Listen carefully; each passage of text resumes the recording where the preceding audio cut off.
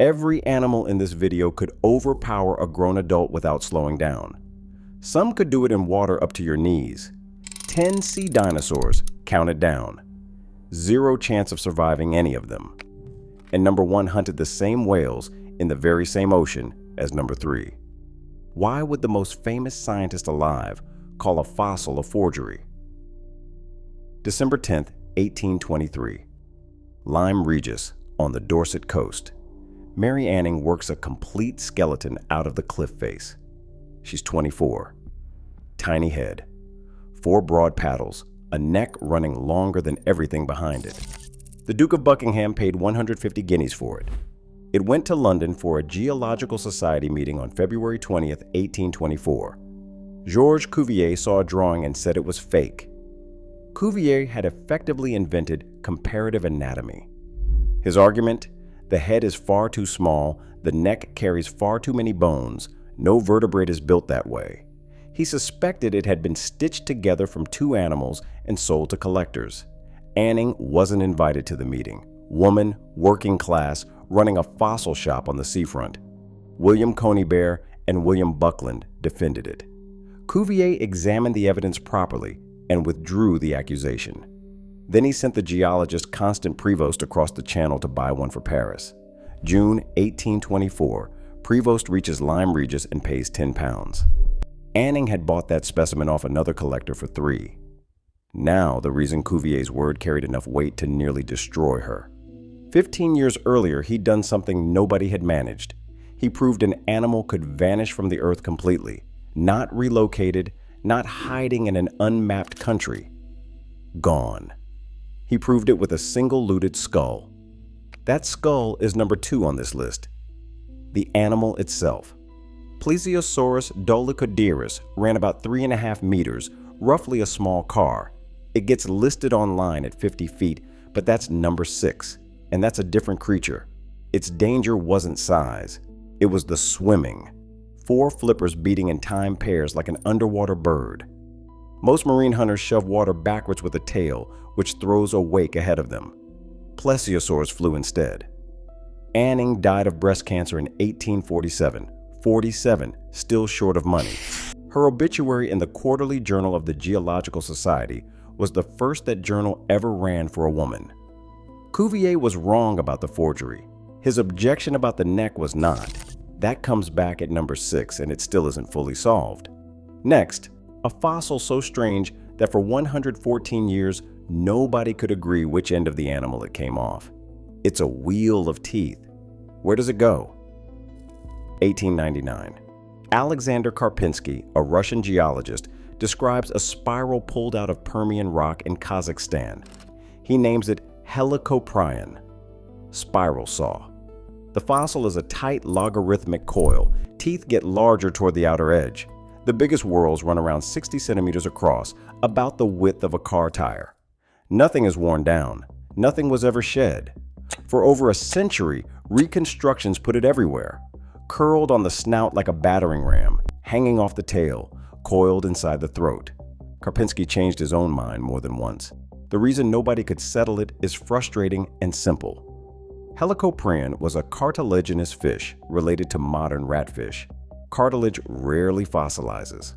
Almost every time, the whorl is all that survives. Then 2013. Leif Tapanila and Jesse Pruitt at the Idaho Museum of Natural History ran CT scans on a specimen that had sat in the collection for decades because it preserved jaw cartilage still wrapped around the spiral. The scans ended the argument. The whorl sat in the lower jaw, along the midline, running the full length of the cartilage. As the animal grew, new teeth were added at the back, and the older ones rotated inward and down into the jaw itself. It kept every tooth it ever grew, coiled up inside its own face. And here's the part that gets repeated wrong everywhere. Jason Ramsey's 2015 study modeled the jaw mechanics and found it wasn't built for armor at all. Hard-shelled prey would slide forward off the curve and escape. The teeth show almost no breakage. Helicoprion was a slicer of soft bodies. Squid. Soft-skinned fish. The back teeth pushed prey deeper in, the middle teeth pierced, the front teeth hooked and dragged. Not a wood chipper, a conveyor belt made of knives. Length estimates disagree sharply. Most specimens suggest well under 10 meters, though the largest whorls hint at an animal that may have passed 12. Either way, it was among the largest things in its ocean. It died at the end of the Permian, around 250 million years ago, in the largest mass extinction this planet has had. Next, a creature known from a single claw, and the claw is longer than a man's arm. How big is the animal on the end of an 18-inch claw? A quarry near Prüm in western Germany. Marcus Poschmann is working a rock face with a hammer and chisel. He knocks a slab loose and sees a dark patch of organic material on the fresh surface. He described cleaning it back and realizing it was a small part of a large claw. He had no idea how much was in there. He took it out anyway. It came apart in his hands. He cleaned each fragment, dried them, glued them together, and jacketed the whole thing in plaster. The claw measured 46 centimeters, longer than a human forearm. In 2007, Poschmann published with Simon Brady and Eric Tetley. To size the owner, they gathered claw-to-body ratios across related sea scorpions, which turned out to be fairly consistent and worked backwards. Between 2.3 and 2.6 meters. That made Echolopterus rhenanii the largest arthropod that has ever evolved. Larger than any insect, crab, spider, or scorpion in the history of the planet. With the claws extended, add roughly another meter of reach, the rock is early Devonian, around 390 million years old. Two corrections, because both get repeated constantly. It had no sting. Eurypterids are called sea scorpions, but they aren't scorpions, and this branch of them hunted with the claws. A 2022 biomechanical study found Echolopterus showed far lower stress across its claw models than its relatives, which suggests it could handle prey that fought back, including armored fish. And here's the awkward one for a video about sea monsters. The strata it came out of are fresh water, rivers and estuaries. Echolopterus probably never lived in the open ocean at all. If you were picturing the river as the safe option, that's where it was. There's a broader pattern underneath this. Giant arthropods keep turning up in the Paleozoic and then stop. The usual explanation is atmospheric oxygen, but Brady's team pointed out that doesn't work cleanly for water dwellers and pushed toward competition and prey supply instead. Nobody has closed that question either. Next, an animal everyone has seen 100 times at a size it never actually reached. Why did a school bus predator shrink to the size of a car in 2023? Cleveland Shale, Ohio. Late Devonian rock, around 360 million years old. What comes out of it is armor. Thick, interlocking plates of bone that sheathe the head and the front of the body. It's named for David Dunkel, a curator at the Cleveland Museum of Natural History, which holds the key specimens, 2 armored specimens. It had no teeth. The jawbones themselves grew into blades, and the 2 halves ground against each other every time the mouth shut, sharpening as they went. Self-honing bone. One of the earliest animals with a backbone built to eat other animals with backbones. Here's the problem that took a century to notice. Dunkleosteus is almost never found with a body. The armor survives, the rest doesn't. Every length figure in circulation, 5 meters, 8, 10, was extrapolated from the head using ratios borrowed from sharks. A completely different kind of animal, borrowed because there was nothing better. February 2023. Russell Engelman, then a doctoral student at Case Western Reserve University, published in the journal Diversity. He assembled 3,169 measurements across 972 fish species and tested whether shark ratios really predict body length in armored fish. They don't. The borrowed maths inflates the result badly. Using a different measurement, orbit to gill cover, he got 3.4 meters for a typical adult and about 4.1 meters for the largest individual known. Shorter than a great white. Closer in outline to an extremely heavy tuna. The internet named it Dunkleosteus within about a day, which is the kind of dignity I can relate to. The bite force is less certain than the internet suggests, too. That 8,000 pounds per square inch figure comes from older reconstructions of the jaw muscles. Engelmann's 2025 anatomy paper concluded those reconstructions need revising, which means the bite numbers built on top of them need revising as well. The jaws were built to shear large prey. The exact figure is open. Not everyone accepts the smaller size, but it's the only estimate built on a statistical test instead of an assumption. Remember the borrowed ratios. That same mistake is sitting under number 1, running in the opposite direction. Next, an animal with a neck so long that the man who named it put the skull on the wrong end.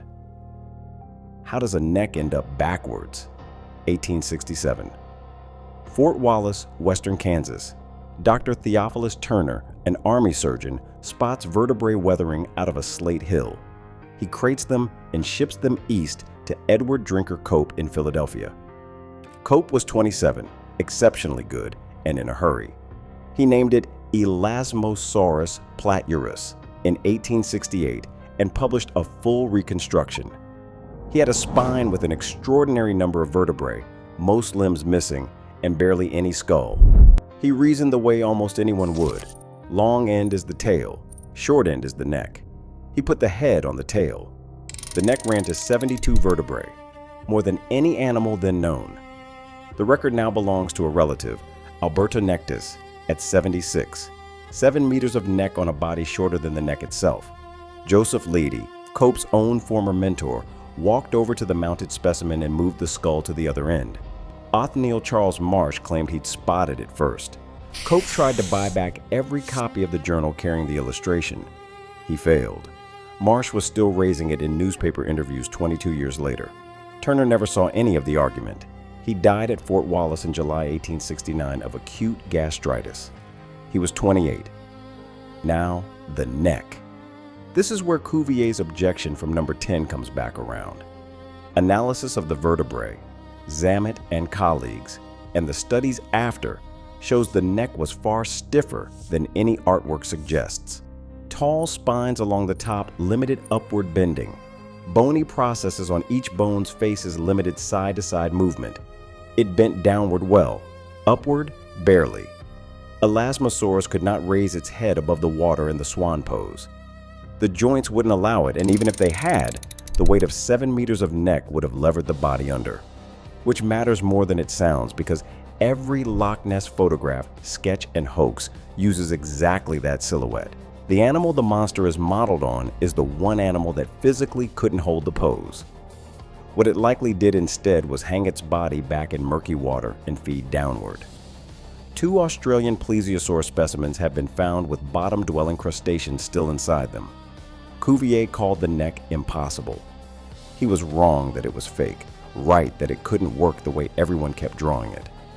Next, a hunter that shouldn't have been able to reach half the places we keep finding it. How is one animal on both sides of an ocean? Late Cretaceous, North America, 82 to 75 million years ago. A shallow sea called the Western Interior. Seaway ran the length of the continent, splitting it into 2 land masses. Deinosuchus fossils turn up on both sides of it. For decades, that made no sense at all. The animal first. Around 10 meters for the largest species, Deinosuchus riograndensis. Teeth 6 to 8 inches long.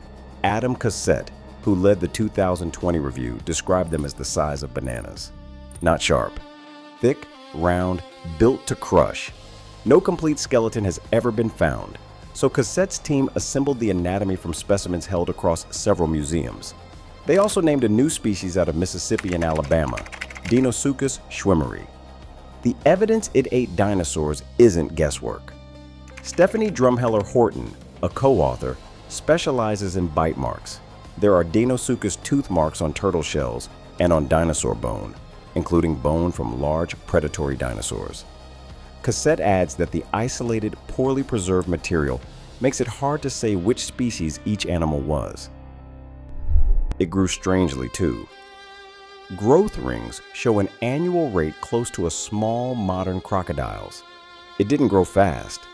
It grew for at least 50 years, well past the age at which living crocodiles stop. Now, the seaway. For decades, Deinosuchus was filed as an alligatoroid. Modern alligators can't tolerate salt water for long because they lack functioning salt glands.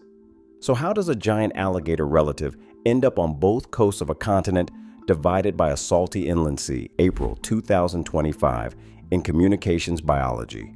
Jules Walter, Martin Raby, and colleagues at the University of Tübingen built a family tree from 219 anatomical features across 128 living and extinct crocodilians. The result pulls Deinosuchus off the alligator branch entirely and places it as a stem crocodilian, a lineage that split off before the modern group existed.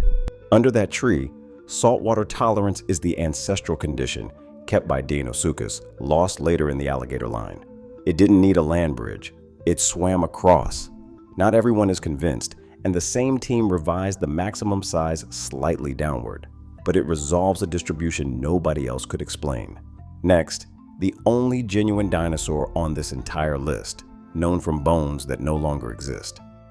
What happens when the only specimen is destroyed? Quick note, since somebody always asks. Most of this list isn't dinosaurs. Plesiosaurs and Mosasaurus are marine reptiles. Megalodon's a shark. Dunkleosteus is a fish. Number 4 is the only actual dinosaur here, and it's the one nobody expected to find near water. 1912. The Bahariya Oasis in Egypt's western desert.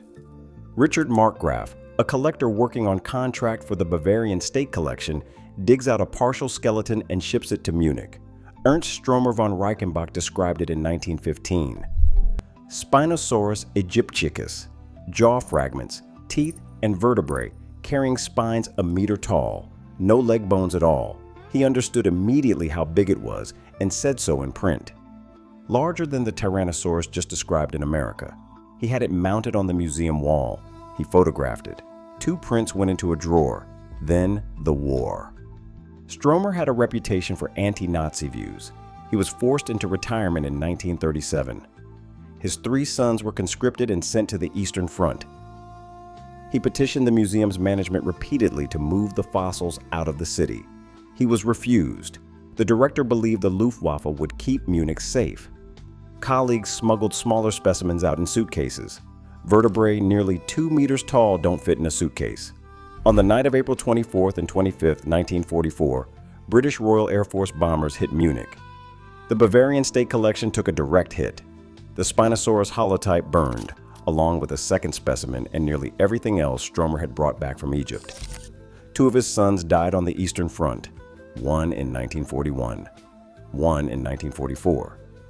The third, Wolfgang, was captured and sent to a Soviet labor camp. He was held until 1951. Ernst Stromer died in December 1952. For 50 years afterwards, Spinosaurus existed on paper, drawings, and notes. Every reconstruction was a reconstruction of a reconstruction. Then in 1995, Wolfgang, the son who came home, donated his father's photographs to the Paleontological Museum in Munich. They sat in the archive another 5 years. In June 2000, an American paleontologist, Josh Smith, came across them while researching in Germany. 2 photographs, the only images that have ever existed of the one undisputed specimen of the largest predatory dinosaur ever found. The animal ran around 15 meters, longer than Tyrannosaurus rex, with a crocodile-like snout, conical teeth, pressure sensors in the jaw tip, dense bones, and short hind legs. Whether it swam is the loudest argument in paleontology right now. Nizar Ibrahim's team reads the tale as a propulsive paddle and the dense bones as ballast for diving. Paul Serino and Nathan Meyervold ran their own models and got an animal too buoyant to submerge and too unstable to swim. A wader, a 7-ton heron as they put it. Both sides are still publishing. Nobody has won. Next, an animal found on the last afternoon of a dig that had already failed. What turns up when the expedition is over? The Pisco Formation, southern Peru. Cerro Colorado, roughly 35 kilometers from the city of Ica. Coastal desert, no vegetation. Marine sediment around 12 to 13 million years old. Olivier Lambert, a Belgian paleontologist, had been running expeditions there since 2006, hunting fossil whales. Several trips had produced very little. November 2008, last day of the field trip.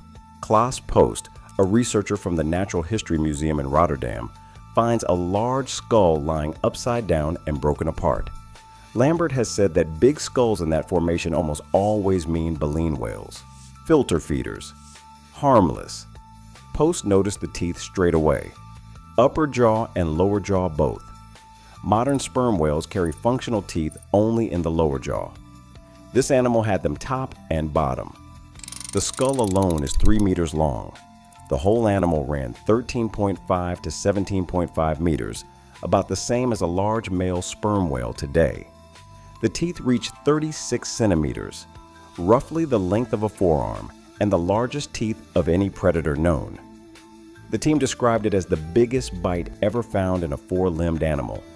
They named it for Herman Melville because everyone on the dig was a Moby Dick reader, and for the biblical Leviathan. Then they hit a rule. Leviathan was already taken. Albert Koch had used it in 1841 for a mastodon. Under the naming code, a duplicate genus name has to be replaced. In August 2010, the authors recoined it from the original Hebrew spelling, Livyatan.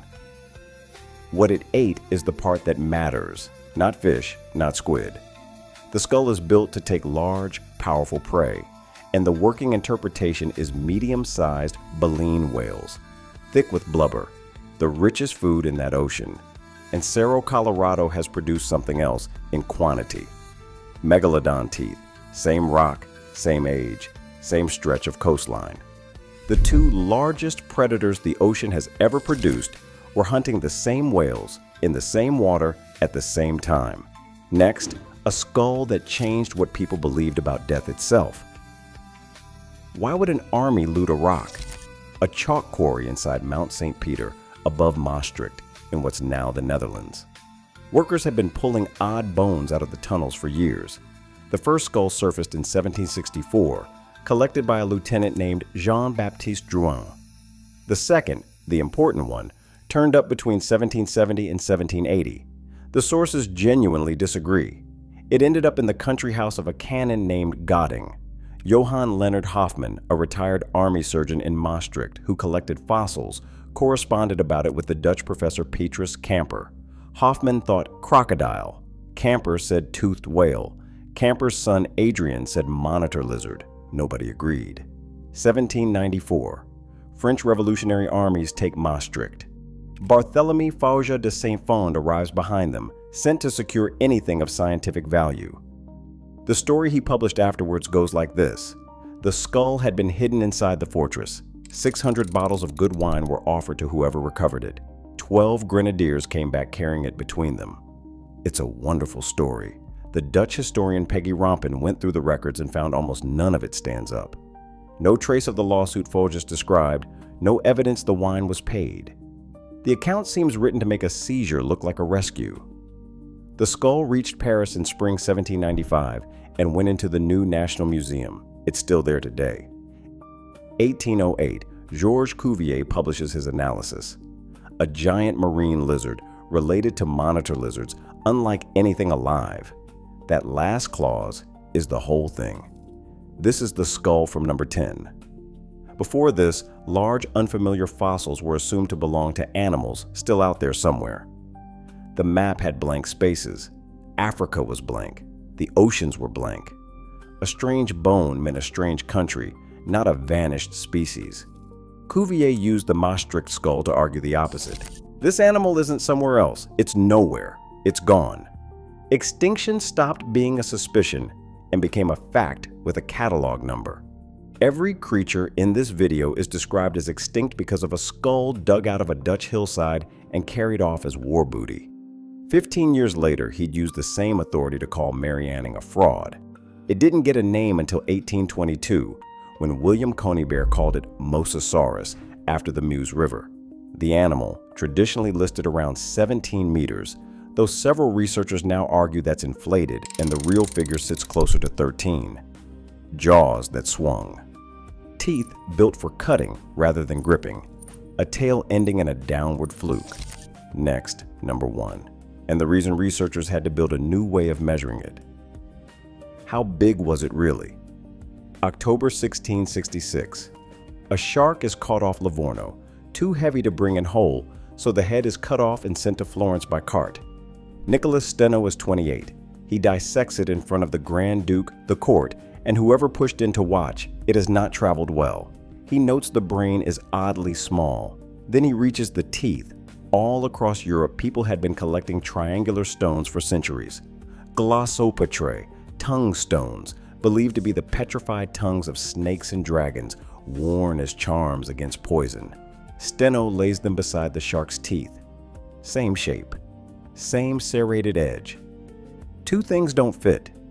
The stones come out of hillsides, miles inland, hundreds of feet above water, and the biggest are the size of a man's palm, larger than anything on his table. He solved the first and more or less invented geology doing it. The tooth was buried first. Sediment hardened around it. The second had no answer in 1666. Louis Agassiz eventually named the owner from teeth alone in a study finished in 1843. Carcharodon megalodon, big tooth. It has since been moved to a separate genus, Otodus megalodon, on a branch of the shark family tree well away from great whites. That move matters, and here is why. There has never been a complete megalodon skeleton. Sharks are cartilage. What exists is teeth, some vertebrae, scales. Everything else is inference. For decades, that inference ran, same serrated teeth as a great white, so scale a great white up. The same borrowed animal error that inflated number 7 for a century, running in the opposite direction. Kenshu Shimada, a paleobiologist at DePaul University who has worked on this shark since he was 13, started doubting it while reviewing a 2022 paper built on that assumption. The proportions did not add up. March 2025. Shimada published with 28 co-authors across 9 countries, comparing vertebral proportions against 145 living and 20 extinct shark species. Megalodon was not shaped like a great white. Great whites are barrel-chested. Scale that past 20 meters and the result swims badly. The closest living match was the lemon shark. Long, slim, efficient. Up to 24.3 meters for the largest individuals. About a bowling lane. Around 94 tons. Shimada's caveat travels with it. That is the largest reasonable estimate the data supports, not a typical adult. 2 figures from the same paper get no attention. Cruising speed came out between 2.1 and 3.5 kilometers per hour, slower than walking pace, and growth bands put size at birth between 3.6 and 3.9 meters. A newborn was already longer than most adult great whites. It disappeared around 3.6 million years ago. Steno held one of its teeth in Florence and had no way to know the animal was gone, because the answer to his second problem would not arrive for another 142 years. In a crate from Maastricht. If the science got that much wrong, what's left? November 2019, the Central Sahara in Niger. A team led by Paul Sereno picks a curved blade of bone off the desert surface along with some jaw fragments. They don't recognize it. They went back in 2022 to a site called Jengwebi. A local man had led them there. They found 2 more of the same structure, and that's when it clicked. On February 19, 2026, in the journal Science, they named Spinosaurus mirabilis, the first new Spinosaurus species described in 111 years. The crest is scimitar-shaped and the tallest reported on any predatory dinosaur. Surface texture and internal blood vessel canals suggest it was sheathed in keratin. The team assembled the digital skull in camp on a laptop running off solar power. The site sits hundreds of kilometers from the nearest ancient coastline. Inland, rivers and marsh, not open sea, which Sereno reads as further support for waiting. Ibrahim reads it differently, still unsettled. Ernst Stromer named the first Spinosaurus in 1915 and watched the bones burn in 1944. The second arrived because a man who lives in the Sahara knew where to look. And the ocean is still doing this to us. March 9th, 2025. The South Sandwich Islands. A remotely operated vehicle called Sebastian, flown from the research vessel Falkor, is working at 600 meters.